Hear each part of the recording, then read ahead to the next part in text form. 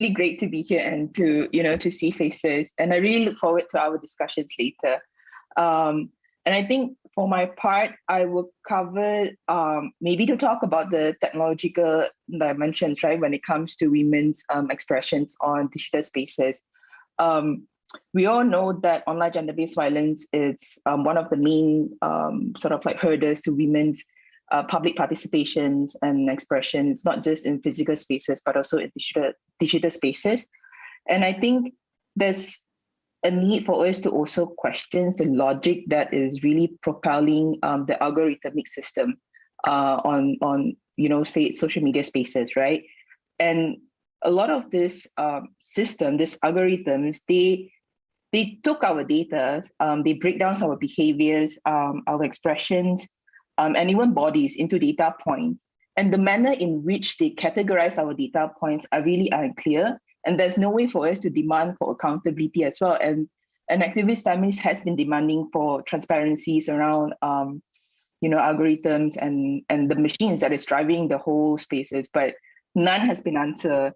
And I think this is where Shubha also spoke about the hierarchies of expressions, right?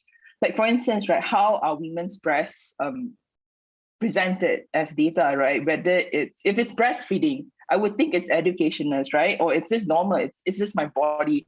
But in some cases, then it's categorized as porn. And what Shubha said, when it's porn, then it needs to be censored. And I think then the algorithms also decide who gets visibilities, what gets priorities, what appears on the newsfeed first, and what get pushed behind because it's not popular, it doesn't encourage interactions, therefore it's given less prominence. And this could be stories of women with disabilities because it's not mainstream, right? That it's less talked about, therefore it doesn't deserve the attention by the algorithm. And I think I have just one case studies to share. This is a case in Malaysia. So a young woman started a TikTok account and she just posts really random rant contents, like where she shared about her everyday lives, sometimes some thoughts about feminism, social inequalities, and she had like 10, 20 followers, and it's only her close friends that are following her contents. And she made it public because she didn't think that it would deserve much traction, right? And one day she decided to, she was wearing this onesie and she decided to just post the videos of her dancing in the room. And she wasn't wearing a bra. And then the next morning, she woke up to 1 million viewerships on her TikTok account. She was really shocked as to, like this amount of traction. And what she realized is that there's a lot of lewd comments on her TikTok videos. A lot of people are saying like, you do not know any shame. And then a lot of men are leaving inappropriate sexual content. And what's even frustrating is that the video was actually removed by TikTok because it was inappropriate. So in this, you have this oxymoron scenarios where, like the companies is making profits by pushing it to a lot of men, but at the same time, you are treating this video as obscene and therefore needs to be taken down. And she has to make several appeals to get the videos back up. And her followers has increased ever since then because of this thing. But these men are not following her because they are interested in following her daily life, but they are waiting for her to put out another videos of her dancing without a bra in onesie again. So this really mess up her, in a way mess up her accounts, and she has no control. When we spoke to her, she had said that she thought about just abandoning this account, but to her, there's too many sentimental values because she created these accounts during lockdown. And there's a lot of like valuable moments that she has captured. So it's really hard for her to let go as well. But at the same time, she wants control back at her accounts so that whoever that follows her are genuine people who want to interact with her and learn about her experience. So this is the case where you have a system that are really just thriving on, on pushing, on encouraging interactions without really looking at the qualities of content. And sometimes a lot of these contents are really sensational contents, and these are contents that are really harmful. It brought to a lot of unpleasant experience to women and queer, and also a lot of violence instances as well. And I think this is where I also want to say that content moderation does not work at all. It doesn't work. Like we have tried, we all know here how many times we have we have mobilized for takedowns, but it never worked because often the time when something went viral, it would have been downloaded multiple times, downloaded screenshot, and people would have shared it on WhatsApp or Telegrams or other platforms. And there's no way for people to fully regain control. And therefore, we need to start demanding for more, and we need to demand for human rights, compliance with human rights at the design of the companies itself, of the system, and really centering human rights in the entire business models, and not just having piecemeal approach like content moderations or some panels. Yeah, thank you. Thank you so much, Serene. And I think you really clearly articulated the kind of fault line that, algorithms and content moderation are at, where we see a lot of emphasis on these as solutions, but at the same time, who do they end up censoring a lot of the time? And then, what kind of biases and values actually inform them, Yeah, so thank you so much. And I'll quickly invite the next speaker, who is Dana Zhang, who is the Executive Director of Flame Taiwan. Dana is a feminist activist based in Taipei, Taiwan. She's passionate about questioning the knowledge production and implementation of tech with feminist perspectives. And in 2018, she founded Flame, a feminist organization that works on gender equal access to technology, with a particular interest in information technology, health technology, and agricultural technology. Over to you, Dana. Thank you. Good afternoon from Taiwan. So I will continue the conversation around gender-based violence online and the accountability of private companies. And I saw actually some person has already shared some thoughts around this topic in the chat box. So actually, the topic has been, the gender-based violence online topic issue has been a hot topic among lawmakers in the region of East Asia in past 2 years after the Nth Room case. For those who may not be familiar with this case, Nth Room case is a criminal case involving blackmail, cyber-sex trafficking, and the spread of sexually exploitative videos via the Telegram app between 2018 and 2020 in South Korea. The case was widely reported in 2019 and attracted great public attention on cyber gender-based violence, not just in South Korea, but also in other countries of the region. The increasing concern have pushed the lawmakers in South Korea to take actions, and a couple of laws have been revised in the country accordingly, covering several kinds of digital sex crimes and making the relevant sentences harsher. The case also caused lots of public discussions in Taiwan because we are so close, and the pop culture and the Korean pop culture has made such a huge impact to not just in the region but globally. So lawmakers, they also began to discuss the issue, and several draft laws were proposed. I forgot to charge my laptop. Okay. Sorry. Okay, so the lawmakers here, they began to propose and repropose some laws relating to, that are relevant to gender-based violence online in the past 2 years, trying to deal with these emerging issues in the digital space. For instance, we have been discussing anti-stalking law for years in Taiwan, and we finally saw the hope of passing it this year. The latest version of the anti-stalking law touches on several activities happening in the digital space, such as sending disturbing messages via internet to specific person. Through this law, we can see the imagination of the government regarding the digital space. So the government regards the digital space as a tangible space. Then their perpetrators, their potential victims, and the government is the third party who will maintain the order of the space. So the target of the law is potential bad guys, in other words, individuals. However, in digital space of reality, only a few countries where there are no Facebook or Twitter or something like that, governments can fully implement its power, its authoritative power in the virtual spaces. In most countries, it is the social media platform, it's the private companies that are playing the role to maintain the order of its own spaces, and the influence of governments on these spaces vary in different contexts. So hence, it could be very tricky if traditional mindsets of policy making applied to digital space. First, the government needs other parties to help the law enforcement in these spaces. And the government itself may not be the real law executor in many cases. By asking for the help from these social media platform, these companies, the government could further rationalize the censorship power of these companies over individuals.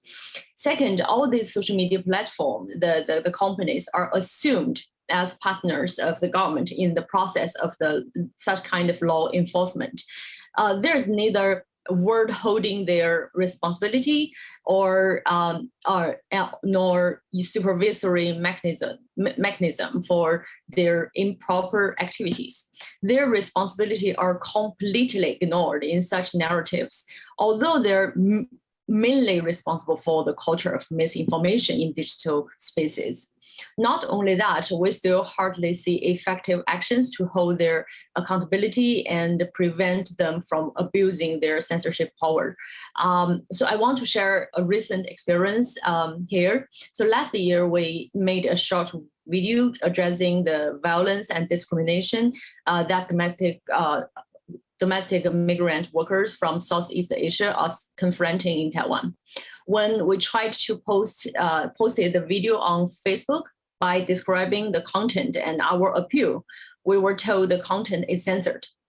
After many tries, we finally figured out that it is the word, the Chinese word, domestic migrant worker, that against the Facebook censorship policy.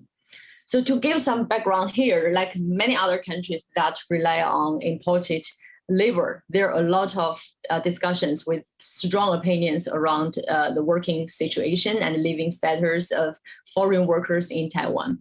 While we're living in a reality that migrant workers are integral to the Taiwan society, the word migrant worker is regarded controversial and censored by Facebook.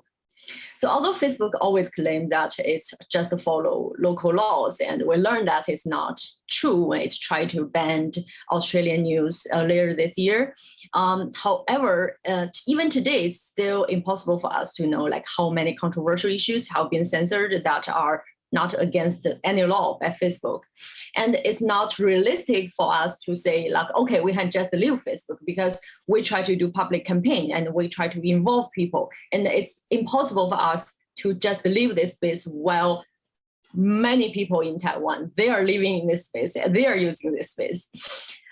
So, okay, to summarize what I just shared, it's great to see the issue of gender-based violence online is getting increasing public attention, of course, and in-depth discussions with a purpose of lawmaking among diverse stakeholders will definitely to help to solve this problem. However, individuals should not be the only target of all these laws and policies, and the accountability of big tech companies, not just big tech, like this private companies should be scrutinized in a more serious way. This year, we began to see some governments, such as Australia and South Korea, are taking actions against some big tech for different reasons in different ways. And I hope this kind of trend may open up more spaces and opportunity for NGOs and other stakeholders to join this negotiation. Yeah, that's all. Thank you.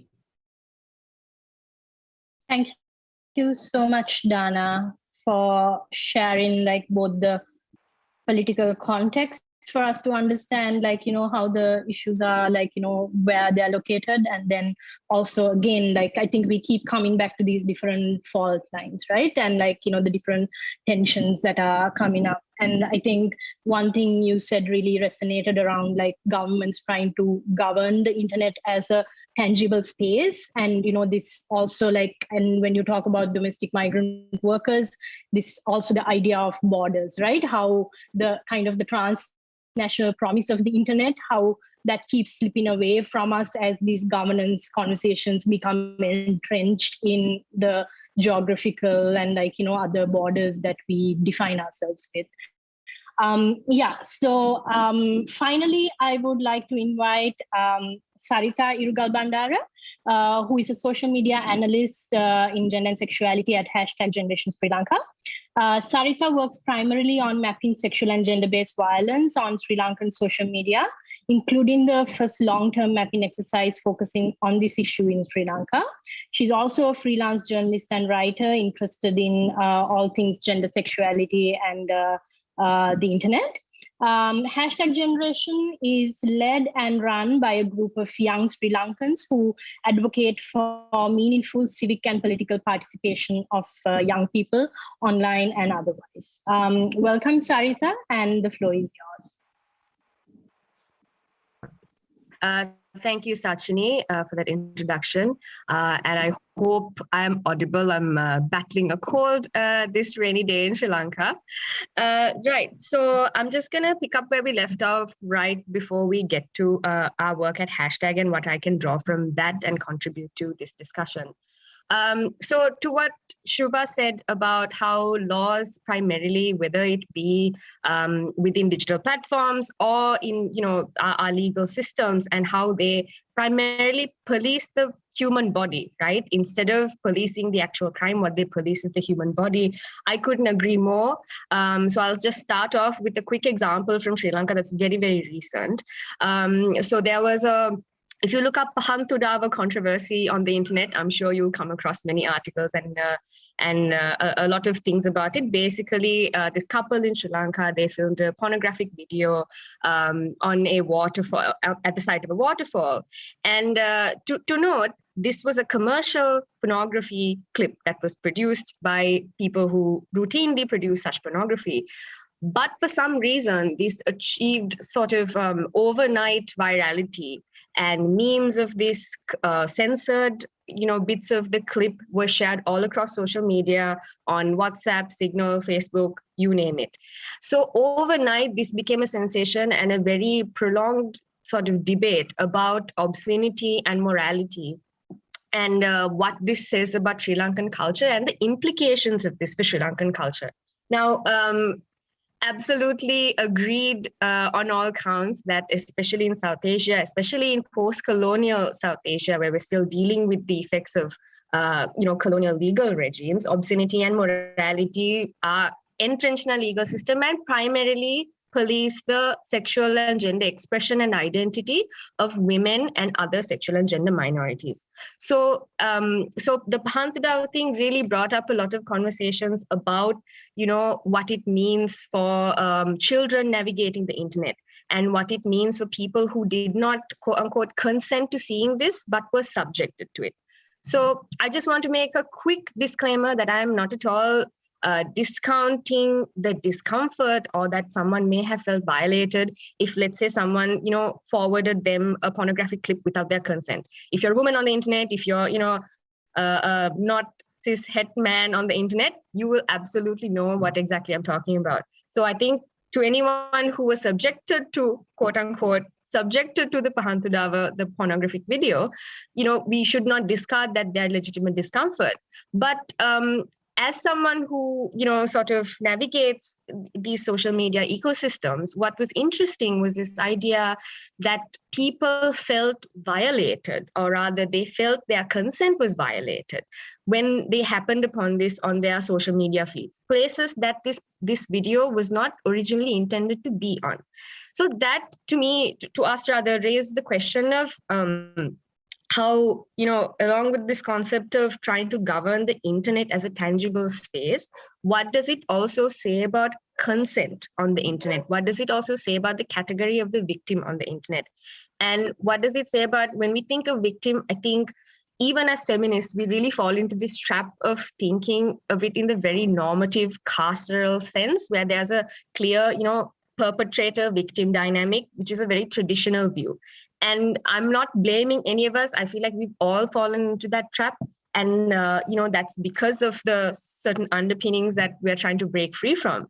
But it raises the very important question of, again, the role of social media intermediaries and platforms, and whose interests they have at heart when it comes to content moderation.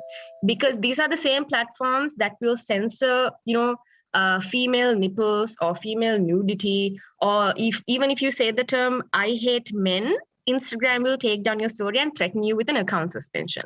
But then there's actual transphobia. There's in the event of the Pahantudava thing, there were YouTubers who used clips of this as clickbait. There were so many gossip sites that used it as clickbait.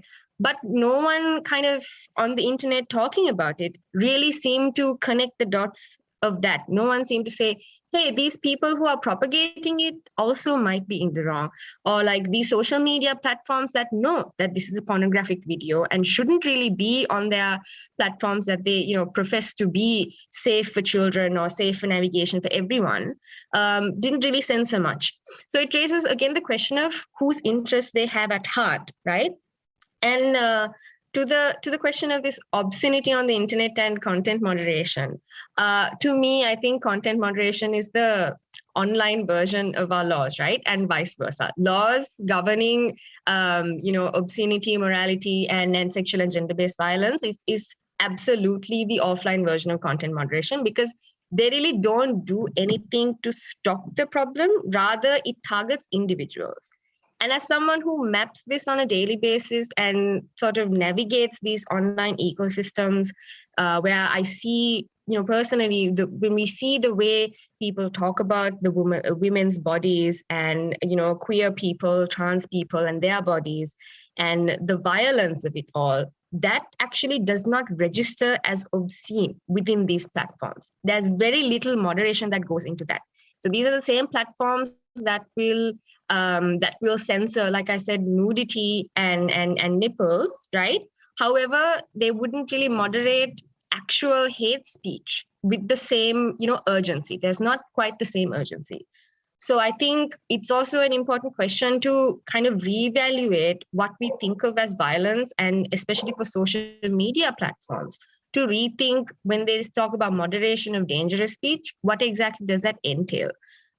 Because there's very little moderation of actual speech that is quite obscene, per the legal and like a moral definition. It should necessarily shock an average person's conscience, the things we see, but it's not quite moderated to the same degree. And I'm sorry, I have a very I apologize.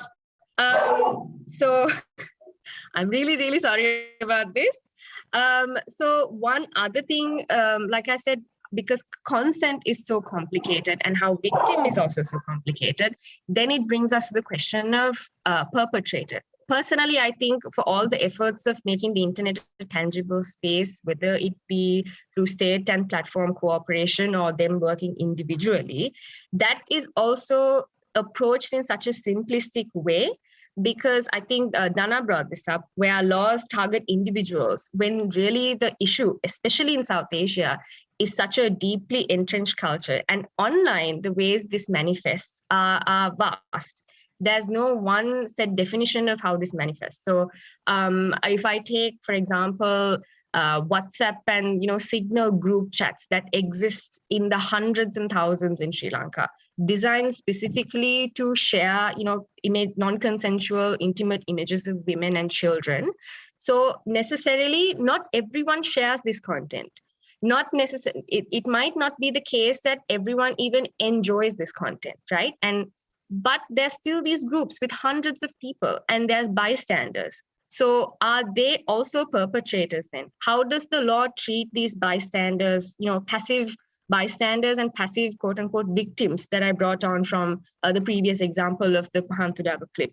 Because the law doesn't necessarily address this, because it does not, as much as they try to conceive of the internet as a tangible, place, there's not this view of everyone on the internet also as an active participant. Whether or not they share this content, I think becomes immaterial. If we talk about, trying to, whether it be to moderate content, whether it be to protect, survivors, be what it may. I think there are so many questions that the laws don't necessarily answer. So as feminists, I think it's very important that we away from these simplistic reductive models of victim, perpetrator, bystander, and so on and so forth, and review what justice can actually mean on a space as complicated as the internet. Thank you. Thank you, Sarita. I think that was many things, but I think if I am to talk about 2 points, one was how you complicated the idea of consent, and then also some of these kind of binaries of perpetrator versus victim that we talk about, and how to complicate that more, and then what does that mean then when we talk about responses. So I'm acutely aware that we are in our last few minutes, thanks to this large clock that is giving us time.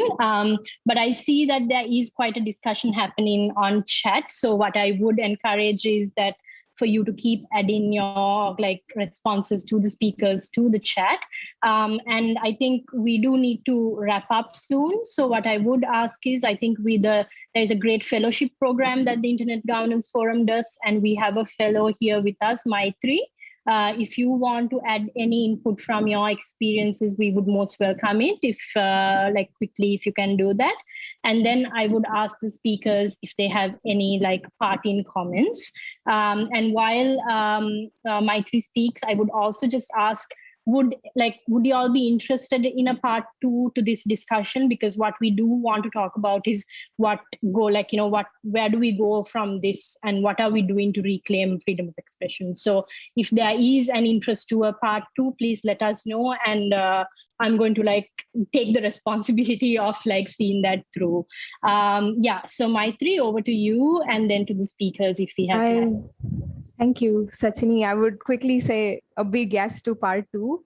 And there were so many points here from your point about what happens before the violence to, Sarita's point about how laws and legal systems primarily police the human body instead of the crime itself, which from a human rights lawyer's perspective is fascinating for me. And Shubha's question, the fundamental question on who makes the laws and the need to challenge laws as an unbiased response to the marginalizations we go through, and Serin's talk about the lack of algorithmic accountability and the biases they propagate. And I also really loved how Dana flagged the very imagination of the way government approaches digital spaces, and how each of the speakers rejected the traditional mindset of policy making in digital spaces. So there are many lessons and questions for me to take home, and I would definitely love a part 2 to this discussion.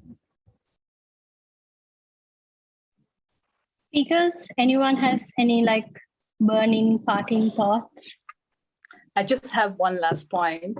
So when we talk about freedom of expression and online violence, we see in media how these kind of violence are being reported using a threat tactics of how showing internet as this evil place, right? Like the scary place where children are at risk and women are at risk all the time. But I would just want to emphasize how that might be countering to freedom of expression of people, because we don't want to scare people away, right? And we also need to definitely address the violence that is taking place in the online space. But the violence in the online space is not in isolation to offline lives, how our other speakers have mentioned. So we need to talk about the patriarchal values where this violence are being taking place, rather than censorship, or rather than making this buzz around how scary it is for children or women to be online. Thank you. Thanks, Shubha. I mean, I think you have just summed up what like the point that we are also trying to make, which is, and I think that's why we started off asking everyone, what is your favorite thing about the internet? And like many people said, connecting, community, pleasure, sex, play, cats, like all of these like things that we enjoy about being on the internet. So I think this is the spirit that we want you to leave this session with, to understand that these responses are not like just one, like, like there are no one size fits solutions for like any of our countries, but there are ways for us to connect some of these dots and strategize together. So we will definitely see you at part 2. Please do follow research on social media, and we will try to share more updates about that. Thank you so much. Thank you very much. All right, bye.